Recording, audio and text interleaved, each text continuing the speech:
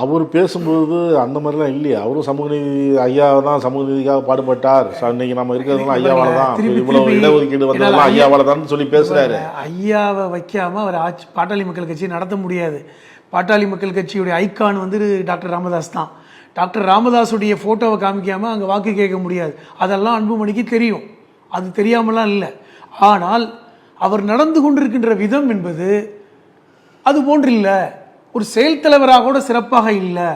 ஆனால் எல்லாம் சொல்லுவாங்க, இந்த கூட்டம் கூட்டினாரு, 10 லட்சம் பேரை கூட்டினாரு, எல்லாம் செஞ்சாரு, அதை செஞ்சவர்கள் அன்புமணியும் சௌமியான் தானே, அதெல்லாம் சொல்லுவாங்க. ஆனால் அது இயற்கையாக வன்னியர் சங்கத்திற்கு இருக்கின்ற கூட்டம். வன்னியர் சங்கம் தான் அடிப்படையில் பாட்டாளி மக்கள் கட்சியுடைய கோர் பேஸ். அந்த வன்னியர் சங்கத்தை இன்னைக்கு வந்து அதில் வந்து அதை இன்னும் வந்து அடுத்த கட்டத்துக்கு கொண்டுட்டு போகலை.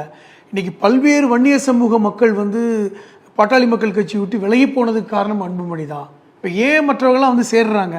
இன்றைக்கும் ராமதாஸுடைய கையை வலுப்படுத்துவோம் என்று சொல்கிறாங்க, உங்கள் பின்னாடி நிற்போன்றாங்க. யாரும் அன்புமணிக்கு பின்னாடி போய் நிற்க யாரும் வரல. காரணம் அடிப்படையில் பாட்டாளி மக்கள் கட்சி, அந்த சமூக நீதி, வன்னியர் சமூகம். அதனால தான் உங்களுக்கு வந்து இப்போ இவர் வேல்முருகன் சகோதரர் போய் 14 வருஷத்துக்கு அப்புறம் பார்க்குறாருன்னா என்ன அர்த்தம்?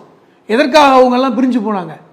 அன்புமணிக்காக. இன்றைக்கி அன்புமணியை தூக்கி எறிய தயாராகிறாங்க போது இவங்க வராங்க, நாங்கள் வலு சேர்க்கிறோம், நாங்கள் பின்னாடி நிற்கிறோம்.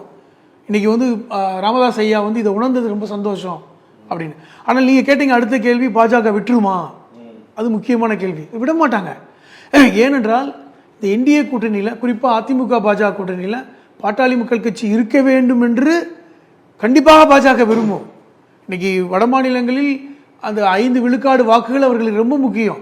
இன்றைக்கி விஜய் வேற தனியாக வாக்குகளை பிரிக்கும் பொழுது இந்த வாக்குகள் இன்றைக்கி முக்கியம். அப்போ இதனால தான் இப்போ வந்து 3 மணி நேரம் வந்து இவங்க பேசுகிறாங்கன்னா அதுக்கு நிச்சயமாக சாமபேத தண்டை எல்லாத்தையும் பயன்படுத்துவாங்க.